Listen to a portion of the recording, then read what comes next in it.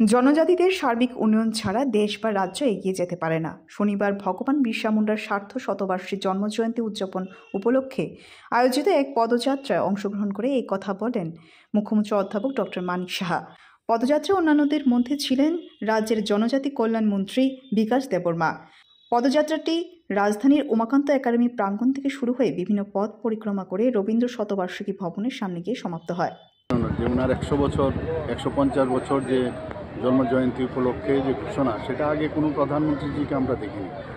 এক বছর সমানে 2024-এর 15 নভেম্বর থেকে এক বছর 2025-এর 15 নভেম্বর পর্যন্ত ওনার যে জন্মশতবার্ষিকী সেটাকে পালন করার জন্য আমরা মাননীয় প্রধানমন্ত্রীজির নেতৃত্বে ওনার নির্দেশে আমরা কাজ করছি।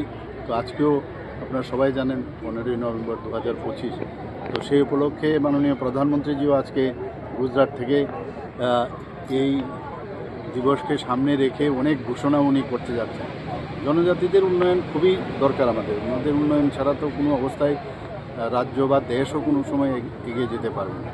তো আজকে জনজাতি গৌরব দিবস উপলক্ষে আমি সমস্ত ত্রিপুরাবাসীকে আমি হার্দিক অভিনন্দন ও শুভেচ্ছা জানাচ্ছি।